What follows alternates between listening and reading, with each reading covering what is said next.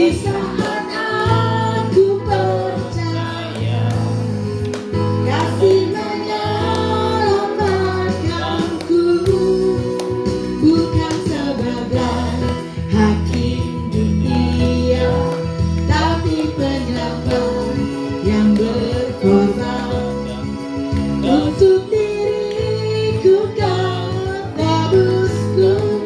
Kasih ingat kasihnya yang mengubah hidupku, ingat kasihnya yang selalu ada. Kasih Yesus bagiku. Ingat bilurnya, ingat bilurnya yang sembuhkan lukaku, ingat salibnya yang menebus aku. Kasih Yesus bagiku.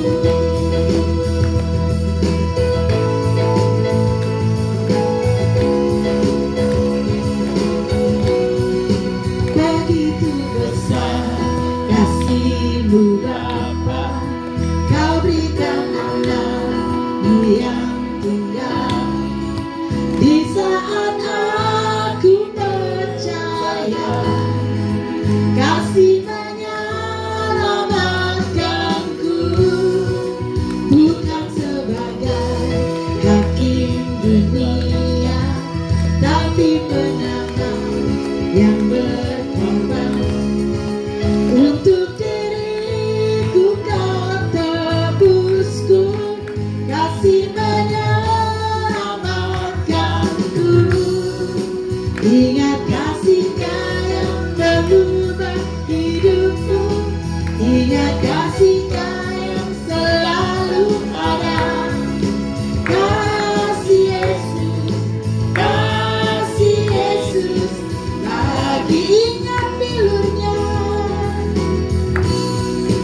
ingat bilurnya yang sembuhkan lukaku, ingat salibnya yang menebus aku. Kasih Yesus bagiku. Ingat kasihnya, ingat kasihnya yang mengubah hidupku, ingat kasihnya yang selalu ada.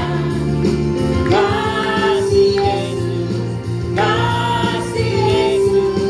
bagiku. Ingat bilurnya, ingat bilurnya yang sembuhkan lukaku, ingat salibnya yang menebus aku. Kasih Yesus bagiku. Sekali lagi kita mengatakan begitu besar. Begitu besar kasih-Mu Bapa, Kau berikan anak-Mu yang tunggal. Di saat aku percaya kasih menyelamatkanku, bukan sebagai hakim dunia, tapi penyelamat yang berkorban untuk diriku kau tebusku. Kasih menyelamatkanku, ingat kasihnya yang mengubah hidupku, ingat kasihnya yang selalu ada. Kasih Yesus bagiku. Ingat bilurnya, ingat bilurnya yang sembuhkan lukaku, ingat kasihnya yang selalu aku. Kasih Yesus bagi. Sekali lagi katakan ingat kasihnya yang mengubah hidupku,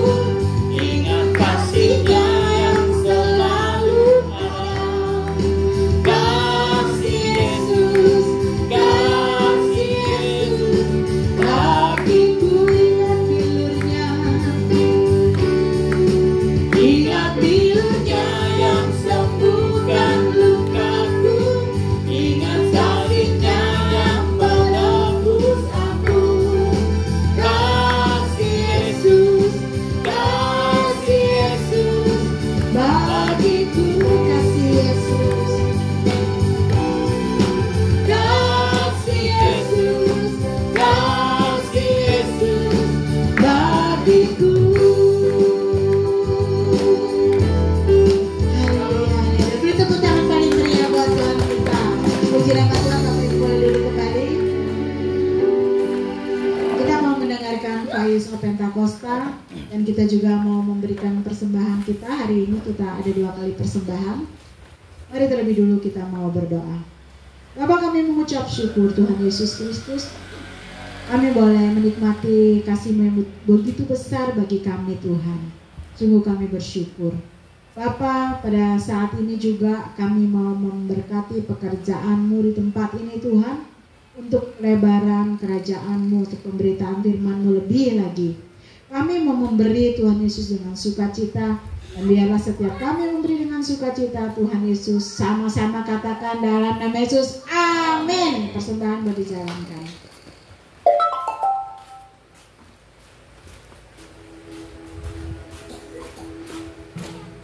Shalom saudara, saya berdoa kita semua terus dalam perlindungan dan penyertaan Tuhan. Voice of Pentecost kali ini bertemakan bersinergi bagi bangsa. Kemerdekaan disebut dengan keadaan bebas dari perhambaan. Tentu perjuangan menuju kemerdekaan tidaklah mudah. Inilah yang diperjuangkan Bung Karno, juga Bung Hatta, hingga pada 17 Agustus 1945, Indonesia mencapai keadaan bebas itu. Indonesia merdeka. Saudara, perjuangan menuju kemerdekaan ini tidak hanya dilakukan oleh Bung Karno sendiri, ataupun Bung Hatta seorang. Perjuangan ini melibatkan seluruh aspek dan golongan dari Indonesia, termasuk umat Tuhan. Sebut saja beberapa nama seperti Martha Christina Tiahahu, Agustinus Adi Sucipto, Walter Mongisidi, Slamet Riyadi, Laksamana John Lee, dan masih banyak yang lain. Ini membuktikan bahwa umat Tuhan tidak berleha-leha, melainkan ikut berjuang dalam merebut dan mempertahankan kemerdekaan. Lalu, bagaimana dengan kita? Peran apa yang mampu kita tempuh demi mengisi kemerdekaan saat ini? Salah satu jawaban atas pertanyaan tersebut adalah bersinergi dengan pemerintah. Sinergi berasal dari bahasa Yunani, sinergos, yang berarti rekan sekerja. Sinergi adalah suatu bentuk dari sebuah proses atau interaksi yang menghasilkan suatu keseimbangan yang harmonis, sehingga bisa menghasilkan sesuatu yang optimal. Ada 4 hal yang perlu kita perhatikan dalam hal bersinergi dengan pemerintah. Yang pertama, tak dapat terhitung berapa banyaknya narasi yang diciptakan oleh oknum dalam berbagai media dan platform yang berusaha menimbulkan ketidakpercayaan masyarakat terhadap pemerintah. Hoax-hoax bermunculan dan banyak masyarakat yang memakan mentah-mentah sehingga menjadi hambatan besar bagi pemerintah untuk bergerak. Belum lagi sikap tidak bertanggung jawab dengan melakukan korupsi yang jelas sekali merugikan masyarakat dan menghambat program pemerintah. Saudara, kita sebagai orang percaya tidak boleh seperti itu, tapi justru harus mampu bersinergi dengan pemerintah, sebab mereka adalah hamba Allah untuk kebaikan kita, dan mereka menginginkan kesejahteraan atas kita. Yang kedua, sebagian dari kita mungkin bertanya, saya hanya seorang pegawai biasa, bagaimana saya dapat bersinergi dengan pemerintah? Siapapun kita, apapun jenis pekerjaan dan usaha kita, semua dapat bersinergi dengan pemerintah dalam mengisi pembangunan. Ada 3 cara yang pasti dapat dilakukan oleh semua orang percaya, yakni berdoa, berdoa, dan berdoa. Dalam 1 Timotius 2 ayat 1-3 dikatakan bahwa kita patut untuk menaikkan permohonan, doa syafaat, dan ucapan syukur bagi raja-raja dan pembesar yang berada di atas kita. Jangan pernah jemu berdoa bagi bangsa dan negara serta pemerintah. Justru di masa pasca pandemi seperti saat inilah kita mendukung dan mendoakan pemerintah dalam memulihkan, menumbuhkan, dan memperkuat ekonomi di negeri kita. Kita sudah lihat dan rasakan Indonesia menjadi salah satu negara kuat secara ekonomi di dunia saat ini. Kita percaya bahwa setiap doa-doa kita bagi bangsa, negara, dan pemerintah yang kita sampaikan kepada Bapa di sorga tidak akan pernah sia-sia. Yang ketiga, dalam Matius 22 ayat 21, kita mendapati sebuah ajaran Tuhan Yesus yang sangat menarik tentang kewajiban kita terhadap pemerintah. Tuhan katakan, berikanlah kepada kaisar apa yang wajib kamu berikan kepada kaisar, dan kepada Allah apa yang wajib kamu berikan kepada Allah. Tuhan mengajarkan bahwa kita tidak patut bagi umat Tuhan yang taat kepada Tuhan untuk tidak menolong pemerintah. Pemerintah dalam membangun bangsa dan mewujudkan kesejahteraan rakyatnya tentu membutuhkan modal pembangunan dan salah satu sumber pendapatan yang besar adalah pembayaran pajak. Maka dari itu, dengan membayar pajak, kita sedang bersinergi dengan pemerintah. Dan yang terakhir, selain dari pendapatan pajak, modal pembangunan juga diperoleh pemerintah dari investasi. Pemerintah sedang mendorong warga negara Indonesia untuk melakukan investasi. Itu sebabnya sekarang ini kita menemukan banyak sekali aplikasi yang memudahkan masyarakat untuk melakukan investasi, bahkan dengan modal awal yang sangat kecil dan dapat dijangkau oleh semua kalangan. Melalui investasi, kita turut serta membiayai pembangunan di sektor infrastruktur dan industri lainnya. Demikian, investasi dapat dilakukan dengan sederhana, namun memiliki dampak yang sangat luas. Demikian saudara, bagian kita dalam mengisi kemerdekaan bukan lagi dengan bersusah payah melawan penjajah, tetapi dengan bersinergi yang baik antar kita dan pemerintah. Saudara, untuk penjelasan lebih lengkapnya dari tim teologi kami, silakan buka link yang ada di atas atau scan QR Code yang tersedia. Tuhan Yesus memberkati.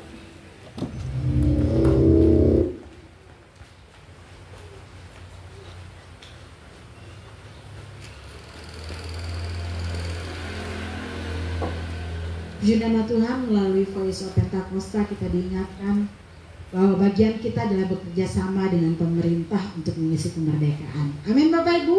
Amin. Haleluya. Dan kita mau lebih lagi saat ini menikmati kebenaran firman Tuhan. Terima kasih Tuhan, kami mengucap syukur. Sebagai orang-orang percaya kami punya bagian Tuhan di dalam pembangunan ini. Biarlah Tuhan apa yang sudah kami dengar, Roh Kudus boleh ingatkan kami bagian kami. Dan kerinduan kami senantiasa Tuhan Kau menggenggam tangan kami dan tak pernah melepaskan kami. Ajar kami lebih lagi mengenal pribadi-Mu Tuhan. Ajar kami untuk terus mau melekat sama Engkau Tuhan. Firman-Mu itulah yang menjadi dasar kehidupan kami Bapa. Engkau berdaulat di atas setiap kehidupan kami Tuhan. Terima kasih Tuhan.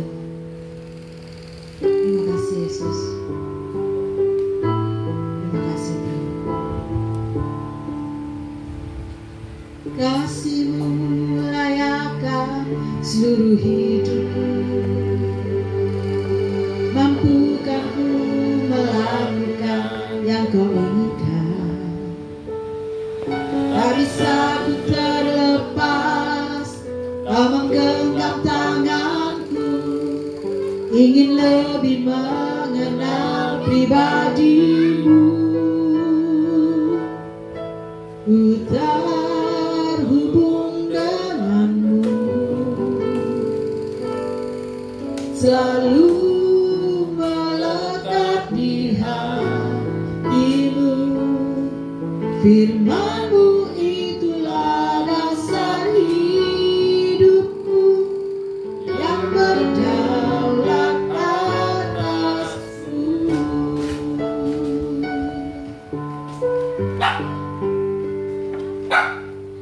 Kasih-Mu layakkan seluruh hidupku. Mampukan ku melakukan yang Kau inginkan. Tak bisa ku terlepas, Kau menggenggam tanganku. Ingin lebih mengenal pribadi-Mu. Ku terhubung dengan-Mu, selalu melekat di hati-Mu. Firman-Mu itulah dasar hidupku yang berdaulat atasku. Terhubung dengan-Mu, selalu melekat di hati-Mu. Firman-Mu itulah dasar hidupku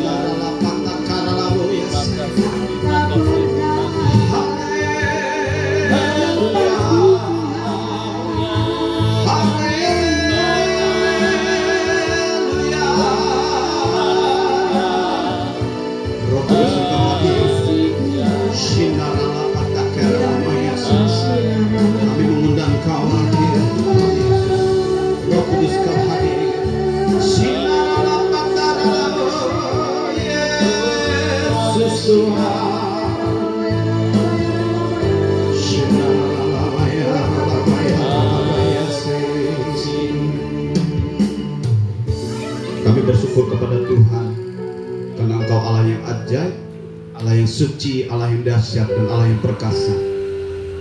Biar hati kami selalu terhubung kepada Tuhan.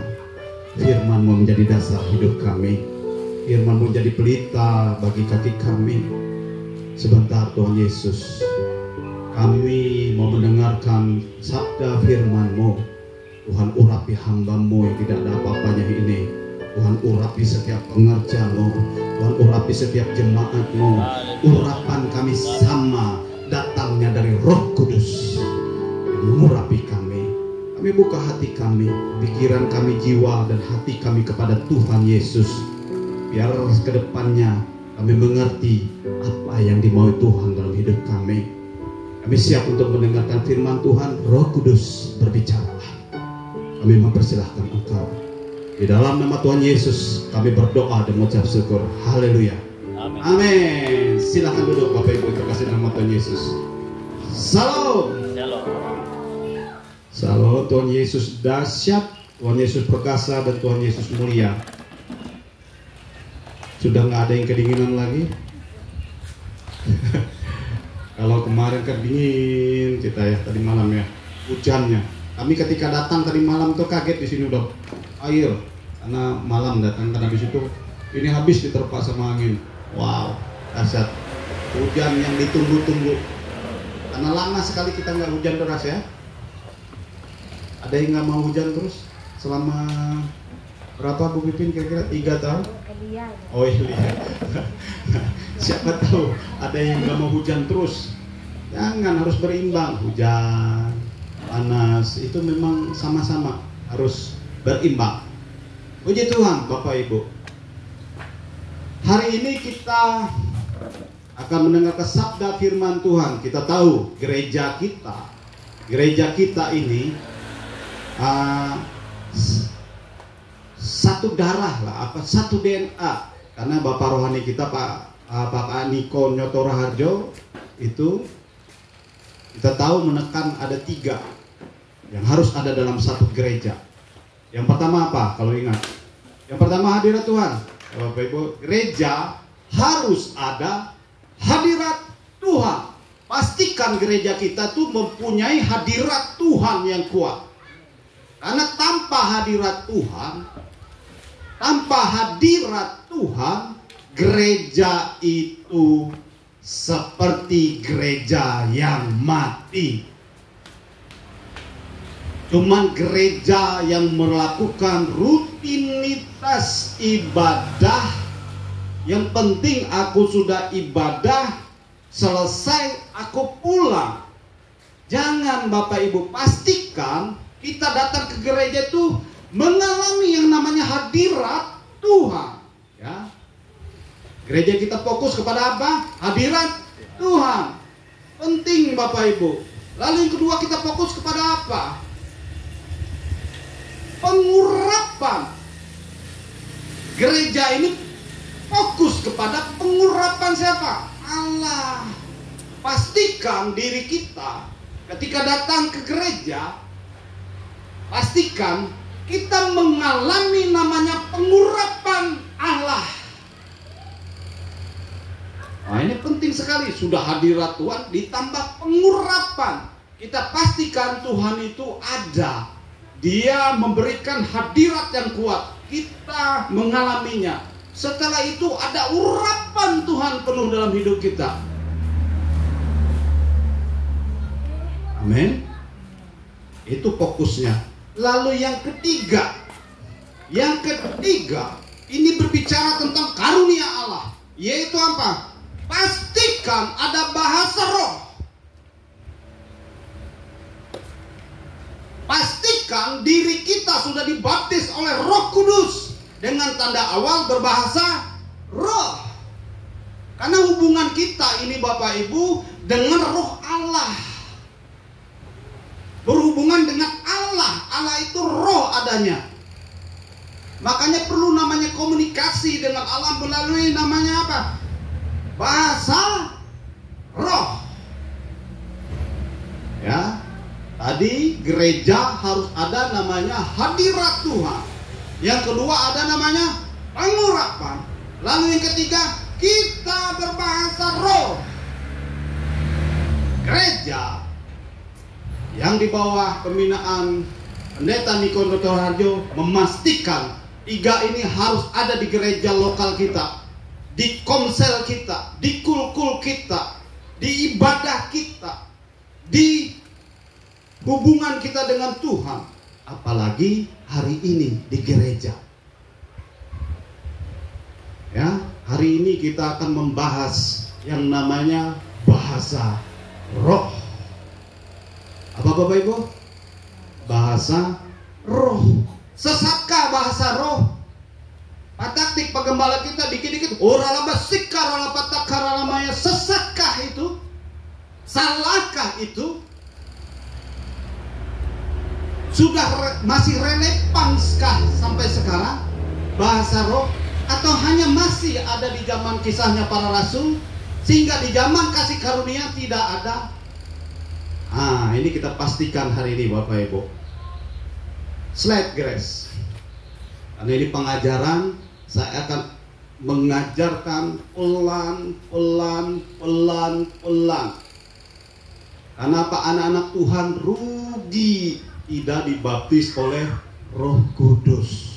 Ketika kita sudah dibaptis, diselamkan, kita harus menerima namanya baptisan Roh Kudus yang tanda awalnya adalah berbahasa roh. Itu tanda awal Bapak Ibu. Masih ada tanda-tanda selanjutnya yang menyertai. Tetapi ini ditekankan sama sekali di gereja kita, di bawah pengembalaan Pak Niko Nyoto Raharjo. Itu ditekankan. Para worship leader harus berbahasa roh. Para pemain musik harus berbahasa roh. Para usher harus berbahasa roh. Jemaat harus berbahasa roh. Itu harus dipastikan. Harus dipastikan. Karena itu karunia Allah. Dan itu haknya kita. Dan itu pemberiannya Tuhan. Tidak bisa dibuat-buat. Ya, bahasa roh tidak bisa dibuat-buat dan tidak bisa ditiru. Itu pemberian dari siapa? Tuhan. Pemberian dari siapa? Roh Kudus. Yang membaptis kamu Roh Kudus.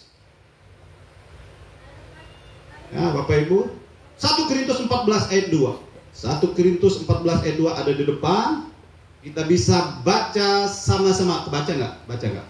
Saya pikir pasti kebaca lah. Kita nggak terlalu jauh.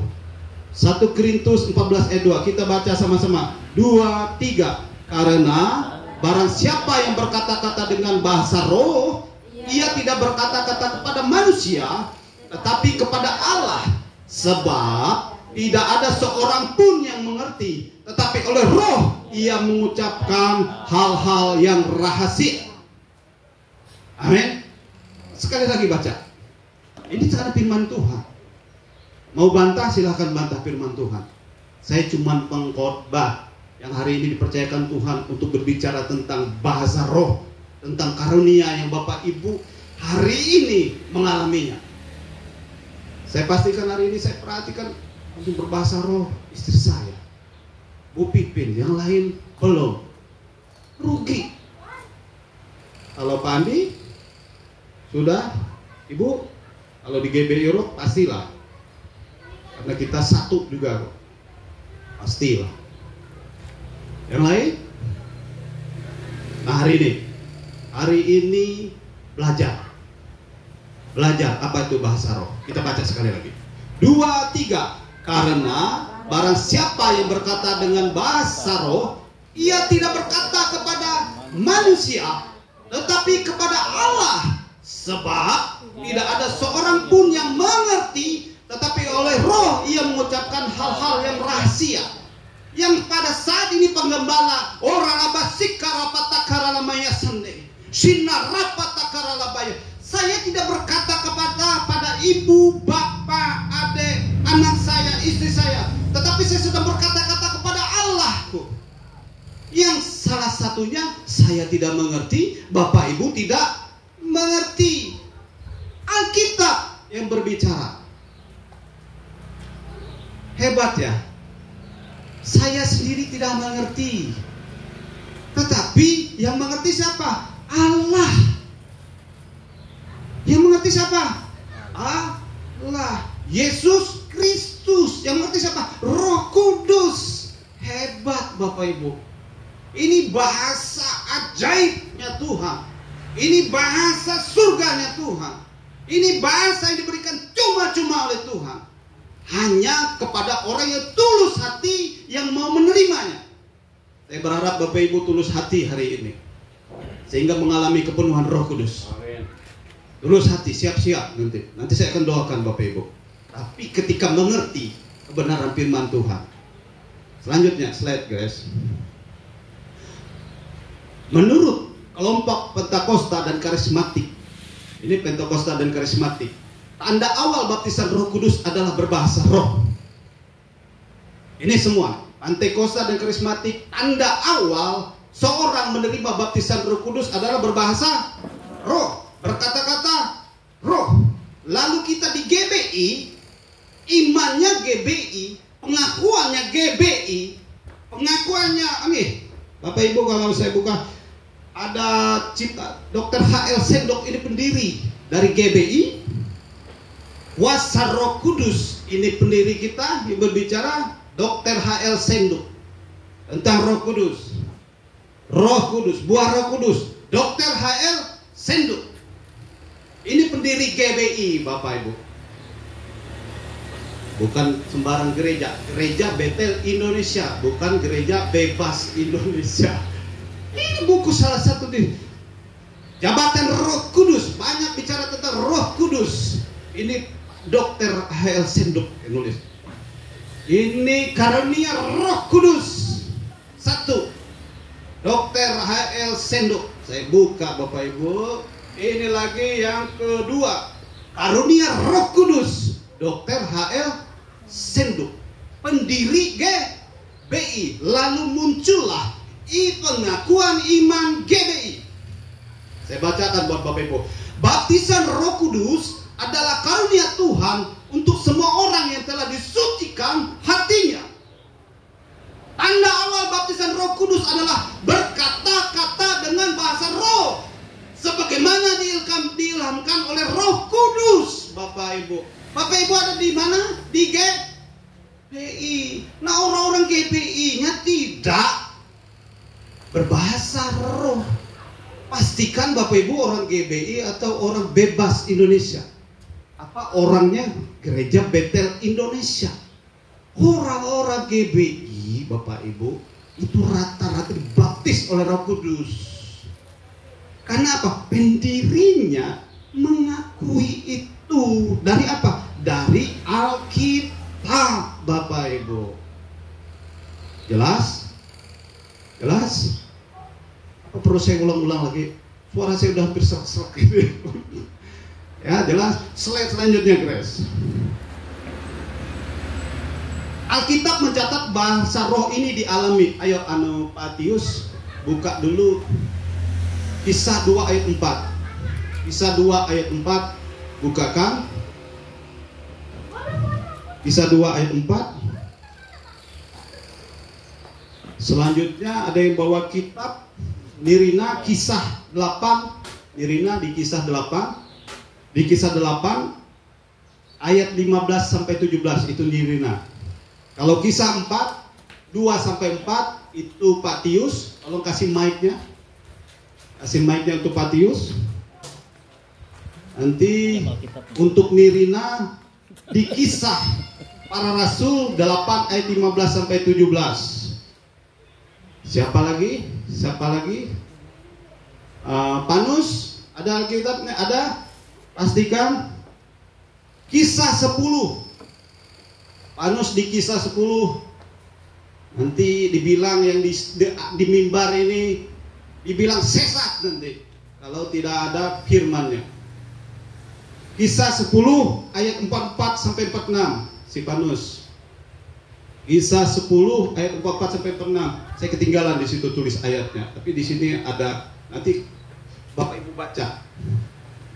Pak Tio silakan. 1. Kisah Para Rasul 2 ayat 4. Maka penuhlah mereka dengan Roh Kudus, lalu mereka mulai berkata-kata dalam bahasa-bahasa lain, seperti yang diberikan oleh Roh itu kepada mereka untuk mengatakannya. Bapak Ibu, apa kata firman Tuhan? Mereka penuh dengan Roh Kudus, para murid lalu berkata-kata dalam bahasa yang lain, yaitu bahasa roh. Bapak Ibu, Nirina, silakan mic-nya. Nirina, kasih. Kisah Para Rasul pasal yang ke-8 ayat yang ke-15 sampai yang ke-17.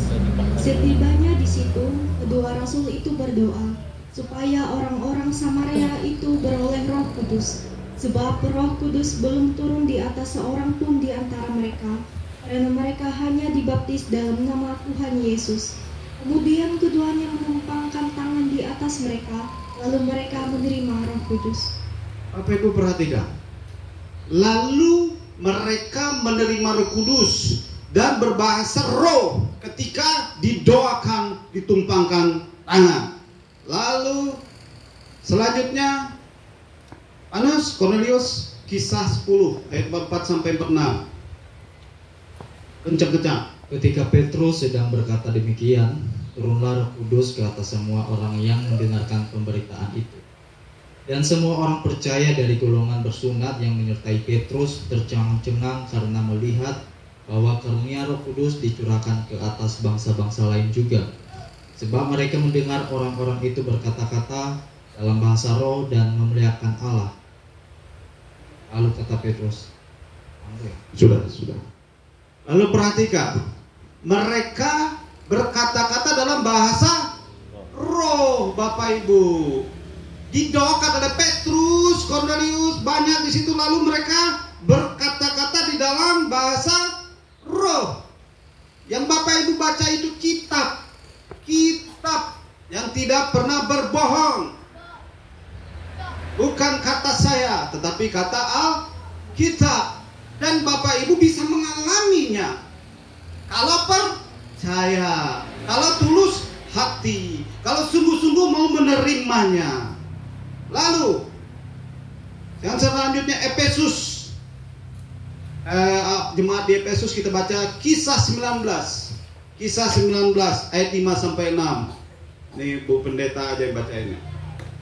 Ayo kasih Bu Pendeta, Bu Pipin, pastikan orang GBI enggak? Kisah Para Rasul 19 ayat 6 sampai 7. 5-6. Oh, 5-6. Ketika mereka mendengar hal itu, mereka memberi diri mereka dibaptis dalam nama Tuhan Yesus. Dan ketika Paulus menumpangkan tangan di atas mereka, turunlah Roh Kudus ke atas mereka, dan mulailah mereka berkata-kata dalam bahasa roh dan bernubuat. Bapak Ibu perhatikan, baca Bu Pipin, tekankan di ayat ke-6 ya. Dan ketika Paulus menumpangkan tangan di atas mereka, turunlah Roh Kudus ke atas mereka, dan mulailah mereka berkata-kata dalam bahasa roh dan bernubuat. Ketika ditumpangkan tangan oleh siapa tadi? Paulus. Lalu penuhlah mereka dengan Roh Kudus dan dibaptis Roh Kudus dan mulai berkata-kata di dalam bahasa roh. Itu Alkitab, Bapak Ibu. Itu Alkitab bicara. Ini bahasa baru yang diberikan Roh Kudus. Bahasa yang tidak pernah dipelajari, tidak dimengerti oleh orang yang mengucapkannya, karena ia mengucapkan hal yang rahasia kepada Allah. 1 Korintus 14 ayat 2, Bu Pipin. Ini maaf ya, saya harus banyak baca ayat, Bapak Ibu, supaya berapa kita di luar sana bilang bahasa ini bahasa setan, bahasa iblis, bahasa dibuat-buat. Beberapa gereja bilang hari ini kita buka ayat supaya Bapak Ibu mengerti. 1 Korintus 14 ayat 2. 1 Korintus 14 ayat 2. Siapa yang berkata-kata dengan bahasa roh tidak berkata-kata kepada manusia, tetapi kepada Allah, sebab tidak ada seorang pun yang mengerti bahasanya. Oleh roh ia mengucapkan hal-hal yang rahasia. Perhatikan, oleh roh, oleh siapa? Oleh roh, dia mengatakan sesuatu rahasia. Rahasia apa? Yang kita sendiri berkata-kata. Oralaba sikarapata karalamaya sendiri. Sinarapata karalamaya se. Itu saya tidak mengerti, tetapi roh itu mengerti. Yaitu Roh Kudus, Bapak Ibu. Amin. Ya, saya nggak marah-marah, tapi agak tekankan. Karena apa? Kita pastikan gereja kita berbahasa roh. Hari ini Bapak Ibu pastikan diri untuk menerima baptisan Roh Kudus. Ya, hari ini saya berdoa kepada Tuhan, setelah ini Bapak Ibu mengalami kepenuhan Roh Kudus. Saya merindukan itu, Bapak Ibu. Bukan cuma saya, Bu Pipin, istri saya, bolak-balik itu, tapi Bapak Ibu tidak mengalaminya. Karena apa? Kurangnya pengertian tentang baptisan Roh Kudus. Kalau sudah mengerti, Bapak Ibu pasti, saya percaya, akan memiliki kerinduan. Slide selanjutnya, guys. Ada ajaran masa kini dari kelompok Bipo. Bahasa roh sudah berhenti setelah zaman para rasul. Bahasa roh, nubuat, karunia pengetahuan lenyap jika yang sempurna tiba. Ini menurut mereka. Siapakah sempurna yang tiba? Menurut kelompok ini, yaitu kanonisasi perjanjian Alkitab, perjanjian lama dan perjanjian baru, yang terdiri dari 39 kitab Perjanjian Lama dan Perjanjian Baru sebanyak 27 kitab. Itu disebut mereka yang sempurna karena Alkitab dianggap sempurna. Sehingga di dalam kitab Wahyu 22 ayat 18 dan 19 tidak boleh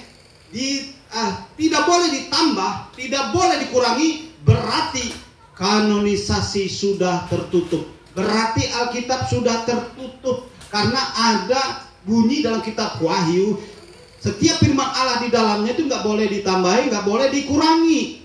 Jadi tertutup. Sudah tidak ada namanya bahasa roh. Bahasa roh itu cuma ada di zamannya Kisah Para Rasul, di zaman mereka murid-murid yang pertama. Itu menurut ajaran masa kini dan kelompok-kelompok BPOM yang bilang kita yang tidak sesuai dengan firman Tuhan. Itu menurut mereka. Mereka bilang yang sempurna tiba itu adalah Alkitab. Ngerti Bapak Ibu? Di situ. Tetapi pertanyaannya, benarkah pandangan demikian? Kelompok Pentakosta dan karismatik punya pandangannya sendiri. Kita orang-orang karismatik, orang Pentakosta. Yang dimaksud sempurna itu adalah kedatangan Kristus kembali. Itu pengertiannya. Sampai yang sempurna itu tiba, yaitu siapa? Tuhan Yesus datang kembali. Sehingga saat kita melihat dia dalam keadaan sebenarnya, jadi bahasa roh masih ada di masa kini. Karena Tuhan Yesus belum kembali. Yang mengerti katakan amin. Amin. Kasih tahu kalau terlalu cepat Bapak Ibu. Saya bilang hari ini khotbahnya pengajaran, bukan khotbah itu tutup. Enggak. Hari ini pengajaran. Kalau enggak mengerti-ngerti saya ulang lagi sampai kejejo gitu. Inilah tugas gembala Bapak Ibu. Kalau saya nggak ngajarin, salah saya. Ya. Selanjutnya, slide selanjutnya guys. Apa itu bahasa roh? Apa itu bahasa roh?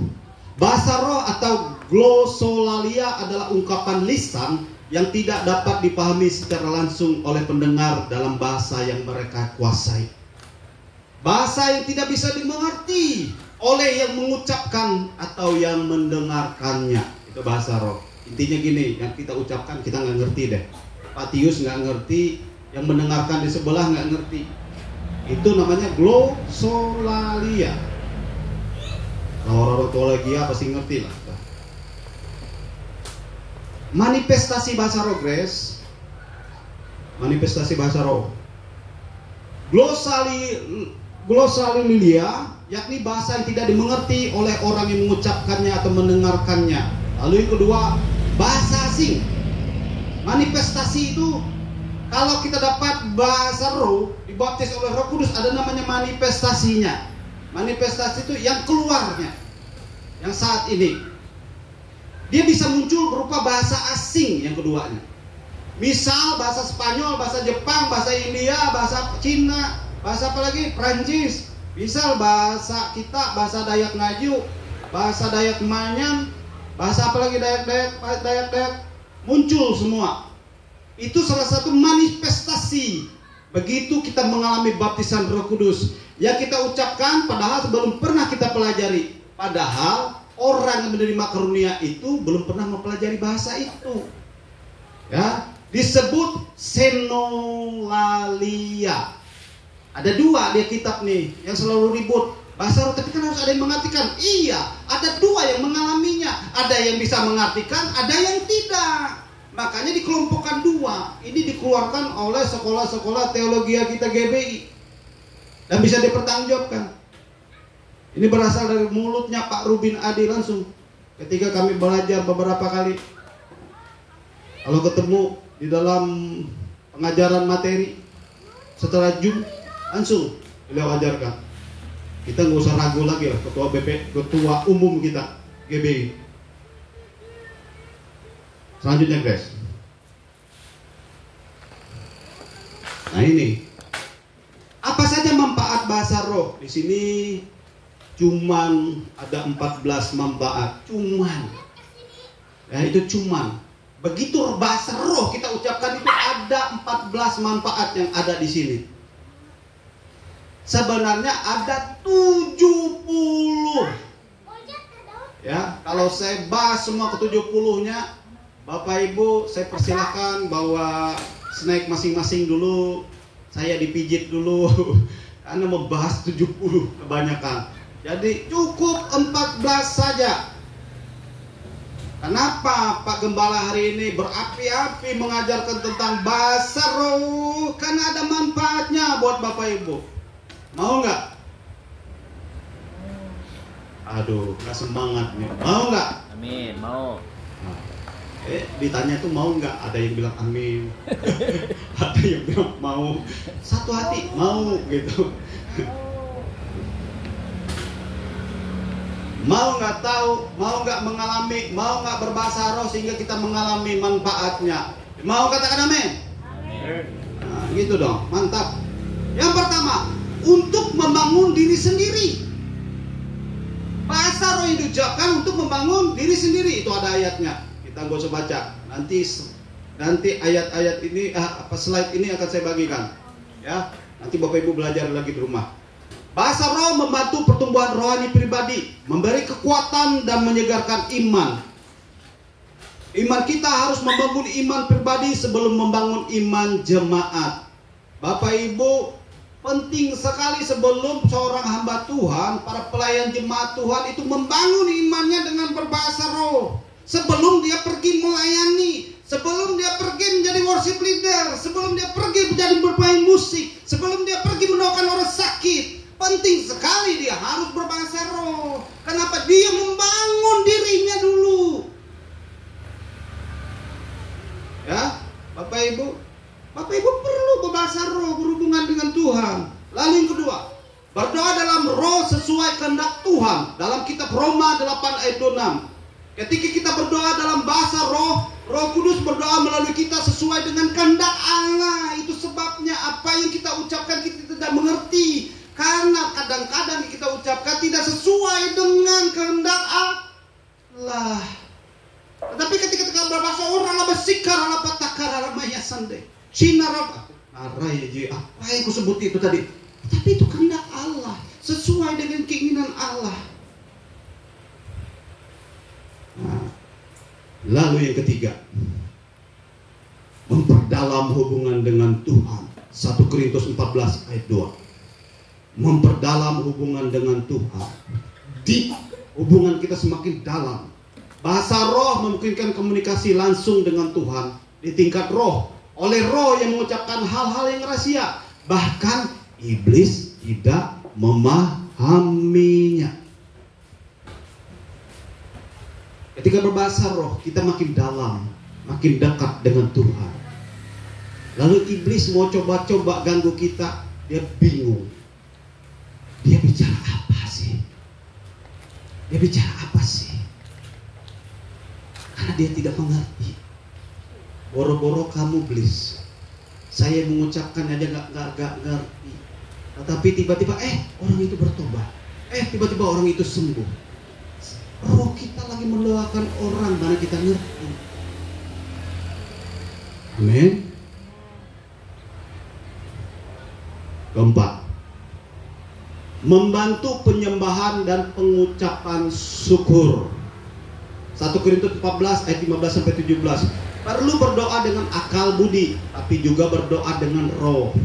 Ini biasanya dipakai pada saat kita menyembah Tuhan. Mari kita sembah Tuhan. Oh, ralaba shikara patakara lamayase. Shinata karala patakara labayasande. Shina patakara lapatara labayase. Shikara patakara. Oh, kami bersyukur kepada Tuhan. Oh, ralaba shikata kara patakara. Kita menyembah Tuhan dengan penuh ucapan syukur dan kita panjang durasinya. Bapak Ibu, hari ini mungkin saya udah berbahasa roh dari setengah 5 pagi, jam jemput anak, total mungkin sekitar 2 jam. Makanya Bapak Ibu lihat Pak Gembala di depan ini kuat rohnya, karena apa? Berbahasa roh. Ayat kelima, bukan ayat kelima. Poin kelima, menguatkan dalam pergumulan rohani. Efesus 6 ayat 18. Dalam peperangan rohani, bahasa roh menjadi senjata doa yang kuat untuk menghadapi tantangan. Pada saat kita bergumul, kita tidak bisa berkata-kata lagi, Tuhan tolong saya, Tuhan tolong saya. Lalu tiba-tiba muncul suatu bahasa roh,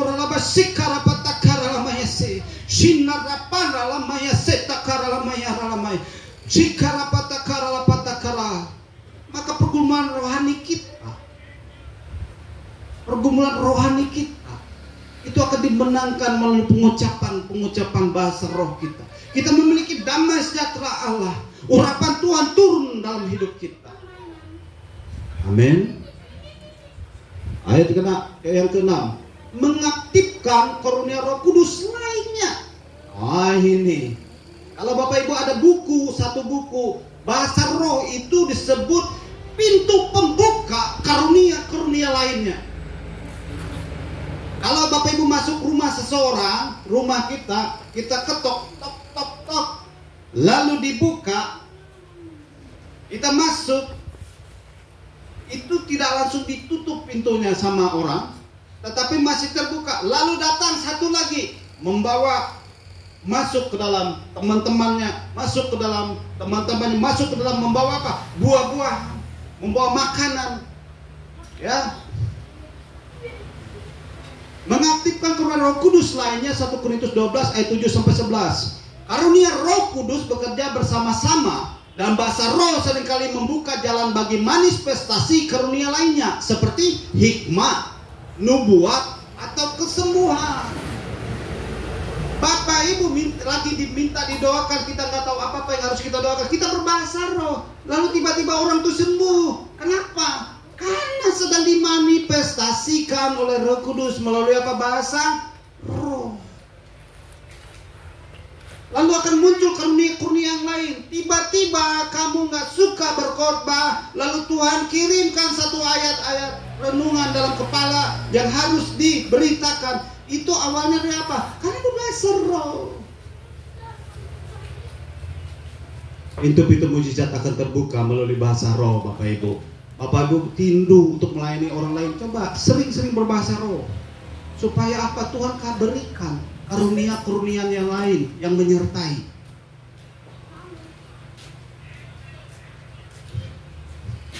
Bagaimana? Yang ketujuh ya guys ya. Yang ketujuh, membawa kedamaian dan pemulihan jiwa. Yesaya 28 ayat 11-12. 1 Korintus 14:21. Berdoa dalam bahasa roh bisa membawa damai dan ketenangan dalam situasi yang penuh tekanan. Berbahasa roh itu Bapak Ibu membawa kedamaian. Pada saat kita mengalami masalah, berbahasa roh aja. Berbahasa roh aja. Lalu Tuhan Yesus akan memberikan ketenangan. Roh Kudus memberikan ketenangan untuk kita menghadapi masalah. Ya Bapak Ibu ya. Itu manfaatnya. Ke-8 guys. Ini karena banyak guys, kita harus cepat.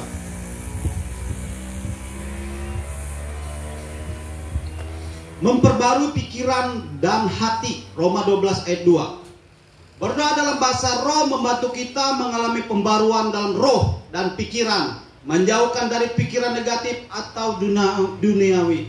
Bapak Ibu, kalau pikiran kita negatif, yang selalu memikirkan kejahatan, Bapak Ibu, berbahasa roh. Supaya apa? Pikiran kita diperbaharui, hati kita diperbaharui. Karena apa? Roh Kudus lagi berdoa untuk kita diperbaharui. Melalui apa? Roh Kudus. Melalui apa? Bahasa roh yang kita ucapkan.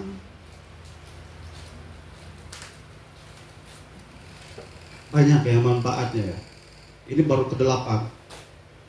Lalu ke-9, menuntun kita ke dalam kebenaran. Yohanes 16 ayat 13. Ketika berdoa dalam bahasa roh, Roh Kudus bisa memberi pengertian tentang kebenaran firman Tuhan. Ini biasanya kalau saya lagi bingung mau khotbahin apa, Saya mau khotbahin apa nih Tuhan? Alkitab sudah ada, buku-buku sudah ada, taruh pap. Apalagi komputer sudah dibuka, apalagi rekomendasi Alkitab sudah dibuka. Tapi nggak tahu apa yang mau dikhotbahkan. Jalan satu-satunya adalah bahasa roh. Lalu Roh Kudus berbicara. Dia kasih dalam pikiran kita, ini loh yang harus kamu bawa. Bayangkan Bapak Ibu kalau saya bawa sebuku-buku ini. Yang stres saya duluan, bukan Bapak Ibu. Ini saya sampaikan ini. Ini pelajaran kuliah Bapak Ibu. Yang ada ini pelajaran kuliah yang dipelajari orang-orang itu mempelajari sampai 4 tahun sampai 6 tahun. Bahkan di S2 dokter yang ngambil pun gelar itu dia belajar lagi. Nah, kita langsung lompat, nggak perlu pakai gelar SSSS, langsung boleh kalau kita rindu kepada Tuhan boleh dibaptis Roh Kudus. Ya, makanya hari ini saya bicara dengan Tuhan yang singkat saja. Kita ambil, kita potong-potong. Kita ambil yang inti-inti sarinya saja supaya Bapak Ibu mudah mengerti. Sampai ke mana berapa tadi? Poin berapa? Oh, ke-8. Ayat 9, yang poin 9, menuntun kita ke dalam kebenaran. Yohanes 16 ayat 13. Ketika berdoa dalam bahasa roh, Roh Kudus bisa memberi pengertian tentang kebenaran firman Tuhan. Kadang kita nggak ngerti apa firman Tuhan yang kita baca. Ya, lalu Tuhan kasih pengertian melalui bahasa roh kita. Roh Kudus mempertajam roh kita. Karena apa? Kita selalu berdoa kepada Tuhan melalui bahasa roh. Yang ke-10, meningkatkan sensitivitas terhadap Roh Kudus. Kita tuh bisa sensitif dengan Roh Kudus. Kita tahu Roh Kudus. Kalau kita sering berbahasa roh, kita tahu. 1 Korintus 12 ayat 10 sampai 11. Bahasa roh melatih kita untuk lebih peka terhadap suara Tuhan dan bimbingan Roh Kudus dalam kehidupan sehari-hari. Kita semakin peka. Apa mau Roh Kudus? Apa maunya Tuhan? Itu kan yang jadi kerinduan kita. Sebenarnya mau Tuhan tuh apa sih saya ini? Tetapi kalau kita nggak dibantu dengan bahasa roh, kita tidak sensitif dengan Roh Kudus. Kita kurang dekat dengan Roh Kudus. Percaya memang Roh Kudus ada, tetapi supaya bergaul dengan Roh Kudus itu kita komunikasi ada bahasa roh Bapak Ibu. Karena Roh Kudus itu yang mengucapkan, lalu dia mengartikan, dia sampaikan ke Bapa di surga. Ya, karena Roh Kudus adalah Bapa kita. Ingat, mereka satu. Bapa, Allah, Anak, dan Roh Kudus. Lalu Roh Kudus yang memberikan bahasa roh kepada kita. Masa Roh Kudus yang nggak ngerti? Lucu toh? Ya kan? Nggak mungkin. Yang ke-11, menghasilkan keberanian rohani. Kisah Para Rasul 4 ayat 31. Doa dalam bahasa roh memperkuat iman dan keberanian untuk bersaksi dan menghadapi tantangan iman. Kadang kita ini nggak berani bersaksi. Elai-elai bersaksi tentang Yesus Kristus. Cerita tentang kebaikan Yesus Kristus dalam hidup kita kepada orang lain pun kita segan. Makanya perlu berbahasa roh supaya memiliki keberanian. Lalu Tuhan bakar-bakar hati kita. Aku harus bersaksi, aku harus bersaksi, aku harus bersaksi. Itu kerjaannya Roh Kudus. Ya, Bapak Ibu. Penting sekali menghasilkan keberanian rohani. Karena apa? Kita ini kan punya visi dari Tuhan. Itu semua sama, yaitu beritakan, lalu baptiskan, jadikanlah semua bangsa apa? Muridku. Itu kita Bapak Ibu, bukan Pak Tati. Enak aja Bapak Ibu, nanti saya sendiri yang masuk surga. Bapak Ibu juga tugasnya sama, yaitu apa tadi? Jadikanlah semua bangsa muridku.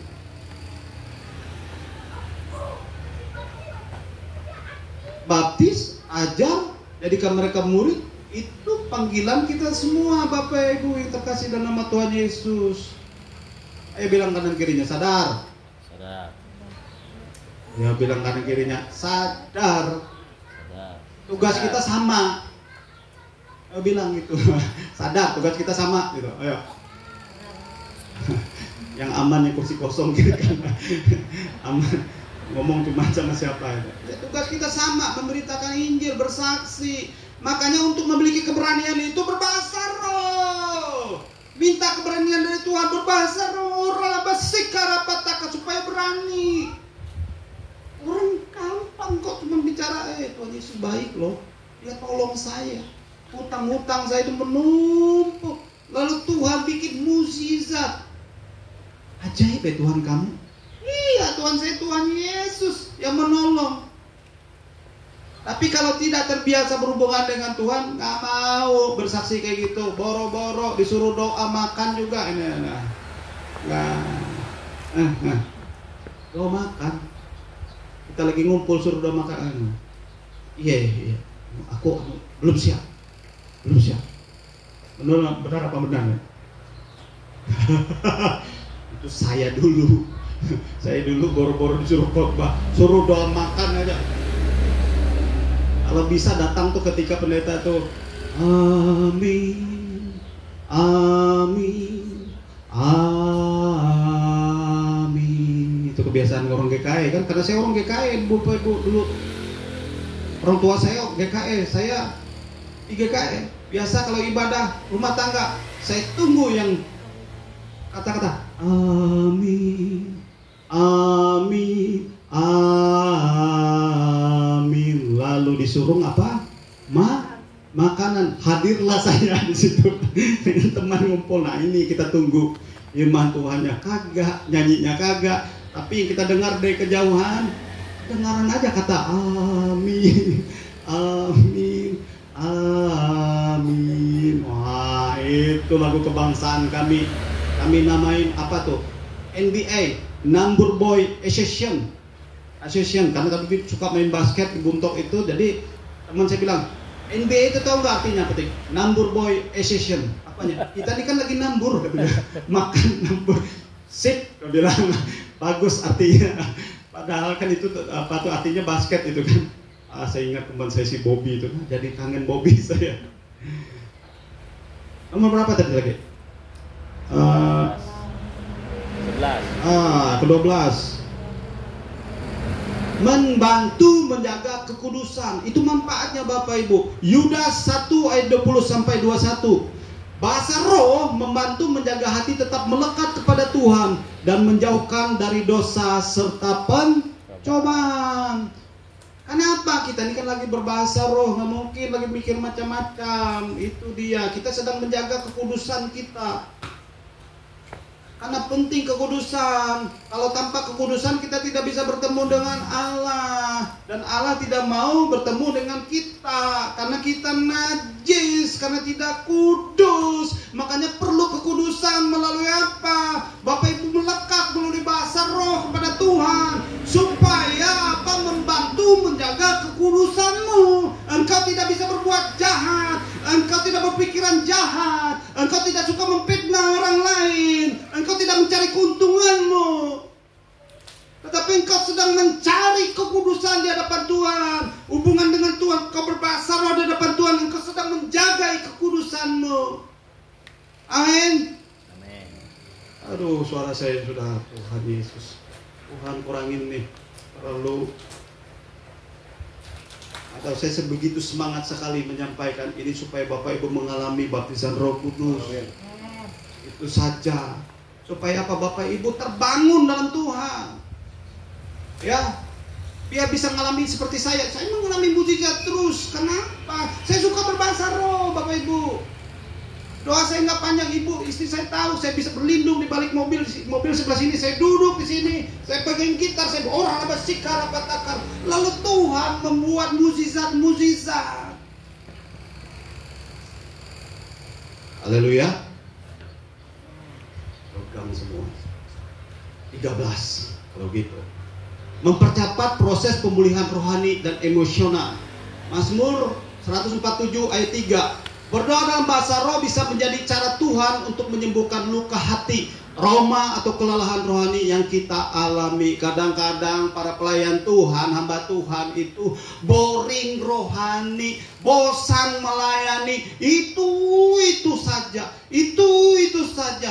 Aku disuruh dosa paat saja, aku jadi WL saja, aku jadi pengkhotbah, aku cuman aser, bosan. Kering rohani. Nah, bahasa roh membuat engkau berapi-api kembali. Amin. Tuhan Yesus tolong. Biar roh mereka menangkap dalam nama Tuhan Yesus. Engkau semakin berapi-api dalam Tuhan. Boro-boro bahasa roh. Doa PPT, doa apalagi doa BPP, doa pagi Kairos muncul juga kagak. Ya kenapa? Rohmu mati. Kamu boring, kamu bosan dengan kegiatan doa karena nggak suka berbahasa roh. Begitu kamu suka berbahasa roh, kamu berapi-api. Bahasa roh itu gak susah. Kamu lagi kerja ursekara patakara lapataka, jangan kencang-kencang nanti dibilang orang gila. Orang lagi kerja, orang lah sikar kita di sebelah kaget di sebelah. Kerasukan. Ustaz, tolong. Kerasukan teman saya. Bahasa roh kencang-kencang. Jangan juga. Pelan-pelan. Saya dibaptis Roh Kudus itu masih muda, Bapak Ibu. Usia saya masih 19 tahun. Saya udah ngerti ini. 19 tahun udah dibaptis Roh Kudus. Main-main sudah pelayanan sana sini. Yang saya lakukan mau orang abah sikar. Saya lihat ke rohani saya, orang abah sih mantap nih bahasa. Ikut juga. Mau ikut nggak bisa. Sebentar lagi, apa mau ikut nggak bisa.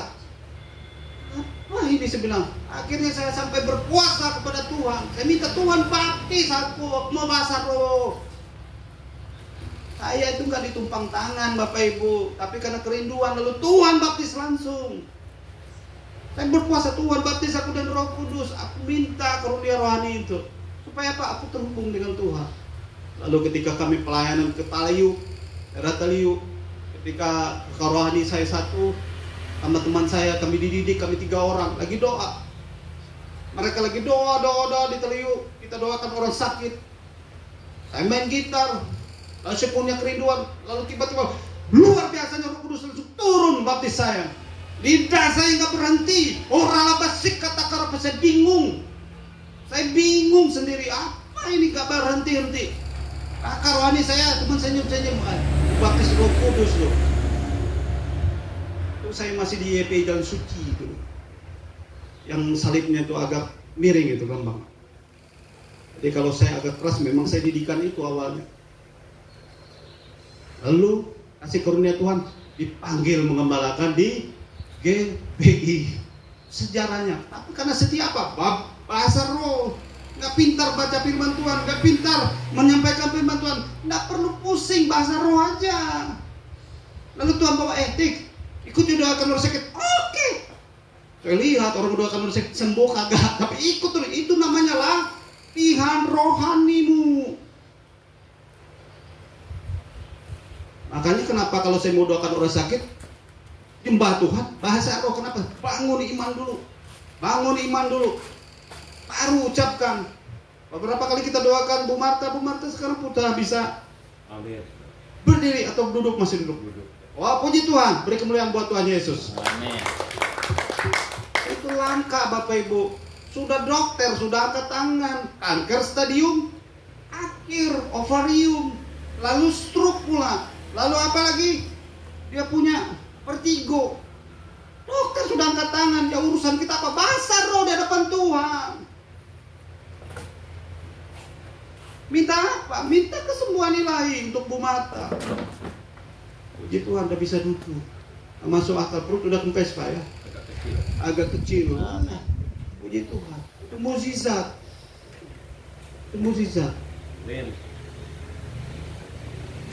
Terakhir ini ya, 14 ya. Membantu kita dalam situasi darurat atau mendesak. Aduh ya, lama nih saya hari ini. Gak apa-apa ya Bapak Ibu ya? Apa-apa ya? Aman ya? Ayat 14 ini belum habis nih. 14 kita lanjut, ini agak lama ya. Belum lagi mendoakan Bapak Ibu. Apa-apa ya, sampai jam 11 ya. Karena langsung doa-doakan ya. Mudahan nanti, bukan mudahan, kata mudahan Bapak Ibu dibaptis oleh Roh Kudus. Itu pakai mudah-mudahan, nggak boleh. Membantu kita suatu darurat atau mendesak. Ada situasi di mana kita tidak tahu harus berdoa atau berkata-kata apa, tetapi dengan bahasa roh, Roh Kudus dapat berbicara dan bertindak melalui kita. Ada situasi kita tidak mengerti. Bapak Ibu, dulu saya pernah dipanggil ke orang Cina. Nanti ke rumah. Saya masih full timer itu. Masih full timer, saya sempat jadi full timer 2 tahun, full timer gereja. Gajinya luar biasa. Haleluya. Tolong Tuhan, jangan sebarluaskan tentang gaji. Full timer. Bahaya ya. Full timer. Lalu orang itu datang, dia bilang, nanti ke rumah. Saya ke rumahnya. Lalu dia buka pintu, tiba-tiba dia langsung rebah, pus. Saya bingung. Kenapa? Dia tunjuk. Putih. Saya lihat belakang putih apa? Apa putih? Saya nggak baju putih. Apa? Dia pegang di hati saya. Saya lihat ada putih. Di mana? Dia tunjuk di hati. Dia tunjuk ada putih. Putih apa? Saya lihat Tuhan Yesus. Lalu dia manifest, Bapak Ibu, manifest. Lalu saya ini masih bingung, apa yang harus saya lakukan ini Tuhan? Bingung, istrinya bingung, saya bingung, apa yang harus dilakukan? Saya bilang, Cik, lalu Roh Kudus beri ke Cik, ambil gitar. Keluar kan pendeta karismatik, lalu ambil gitar dan nyanyi, sikar apa takar doa dalam. Dia mutar keliling mutar hora apa sikar apa takar. Wah, ini orang. Lalu setelah itu doakan dalam nama Tuhan Yesus, beres. Nah, awal kalinya dia seperti ular Bapak Ibu, seperti buaya. Dari ujung sana ke ujung sini, saya ngikutin dia sambil main gitar. Shikarapatakaarapan, ngikutin bolak-balik. Kapan berhentinya ini Tuhan? Bolak-balik.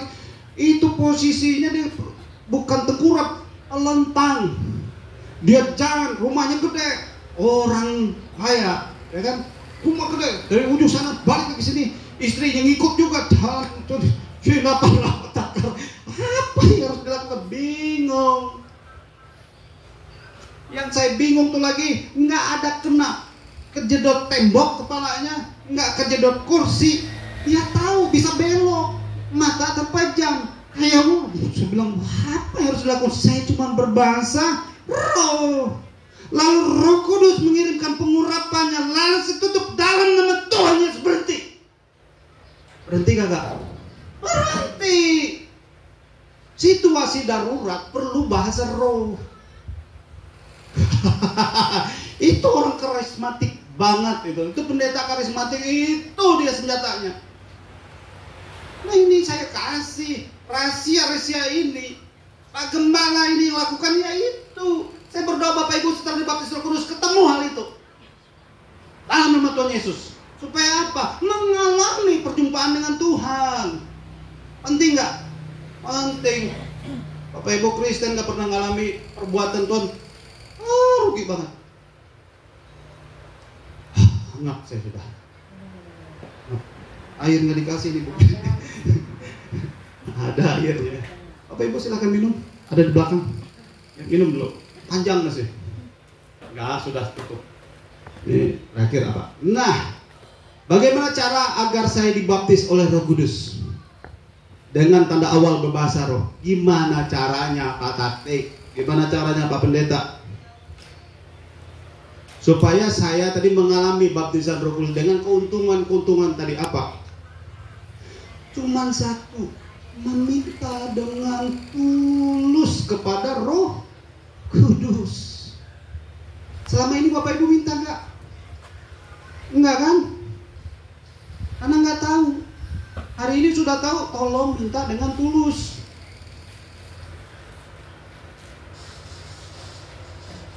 Doa yang sungguh-sungguh, berdoalah dengan hati yang terbuka dan tulus, meminta Roh Kudus untuk memberikan karunia bahasa roh. Bahasa roh itu karunia Tuhan, Bapak Ibu. Kita perlu minta kepada Roh Kudus, bukan saya. Tetapi bisa melalui tumpang tangan Bapak Ibu mengalami kepenuhan Roh Kudus, seperti yang didoakan oleh Rasul Paulus, seperti Rasul Petrus. Kenapa sengaja di awal Bapak Ibu baca tentang kisah para rasul? So bisa ditumpang tangan. Bisa juga seperti saya, tiba-tiba langsung dibaptis oleh Roh Kudus. Saya mirip-mirip Benihin, Bapak Ibu. Benihin juga gitu. Kalau baca tentang bukunya Roh Kudus, selama pagi Roh Kudus, dia dibagi jalan dibaptis oleh Roh Kudus. Kenapa? Kerinduan. Mintanya dengan Roh Kudus, dengan hati yang tulus, tidak dengan akal bulus, tetapi dengan tulus. Lalu sertakan iman dan penyerahan diri. Percayalah bahwa Tuhan akan memberikan karunia ini jika itu adalah kehendaknya. Sertakan iman, Tuhan aku menerimanya dalam nama Tuhan. Imanmu, iman. Lalu yang ketiga, jangan memaksakan. Bahasa roh bukanlah sesuatu yang bisa dipaksakan atau dipelajari. Biarkan Roh Kudus yang bekerja. Biarkan Roh Kudus yang bekerja. Begitu didoakan, ditumpangkan tangan, lalu biarkan Roh Kudus yang bekerja. Itu nggak bisa dipaksakan, Bapak Ibu. Habis nggak habis? Habis, puji Tuhan. Habis Tuhan. Ini kalau khotbah pengajaran memang agak panjang. Kalau di gereja lain kita udah dikat kelamaan, Pak. Ini untungnya gereja kita sendiri, ya. Angkat satu pujian, Bapak Ibu. Saya akan mendoakan Bapak Ibu. Berdoa, minta dengan tulus hati kepada Roh Kudus, supaya Bapak Ibu mengalaminya. Apakah merindukan Roh Kudus membaptis Bapak Ibu? Yang merindukan bisa angkat tangan. Kata-kata. Sikarapata karapata karapata karapata. Indes.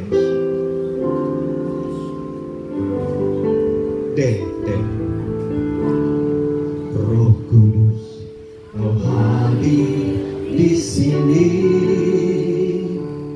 Roh Kudus, Ku mengasihimu. Kau lembut, Kau manis, Kaulah penghiburku, penolongku, diutus Bapakku. Ku buka hati, ku buka hati untuk Roh-Mu Tuhan. Ku buka hati menyembah-Mu Yesus. Jamahlah kami, penuhi kami dengan kuasa Allah Maha Tinggi. Mari kita bangkit berdiri, Bapak Ibu. Sertakan imanmu dan hatimu kepada Tuhan. Roh Kudus, Kau hadir di sini. Roh Kudus, Ku mengasihimu. Kau lembut, Kau manis, Kaulah penghiburku, penolongku, diutus Bapakku. Ku buka hati untuk Roh-Mu Tuhan. Ku buka hati menyembah-Mu Yesus. Jamahlah kami, penuhi kami dengan kuasa Allah Maha Tinggi. Ku buka hati, ku buka hati untuk Roh-Mu Tuhan.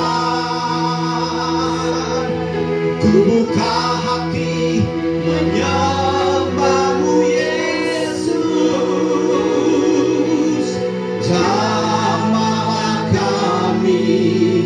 penuhi kami dengan kuasa Allah Maha Tinggi. Shikarapatakaralabaya sinde Shinaralapatakaralabayaralabayaralabaya sekaraba. Bapak surgawi, aku sudah menyampaikan kebenaran firman-Mu. Aku sudah menyampaikan keinginan hati-Mu. Tanamkan baptisan Roh Kudus kepada jemaat-Mu Tuhan Yesus, supaya mereka mengalami karunia rohani, berkata-kata dengan bahasa yang baru, turun seperti di zaman Pentakosta. Roh Kudus turun yang sama di atas mereka, berupa lidah-lidah api, dan mereka berbahasa-bahasa roh, ditumpangkan tangan mereka penuh dengan Roh Kudus. Sinadalah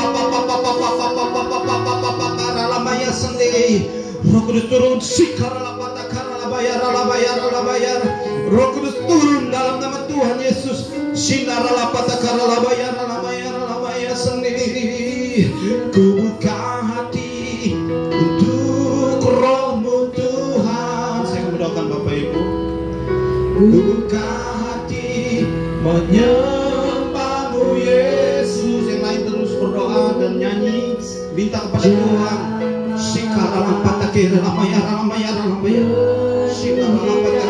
Yesus penuhi dibaptis dalam nama Roh Kudus. Ku buka hati untuk Roh-Mu Tuhan. Ku buka hati menyembah-Mu Yesus. Janganlah kami penuhi kami rasa Allah Maha Tinggi. Ku buka hati untuk Roh-Mu Tuhan.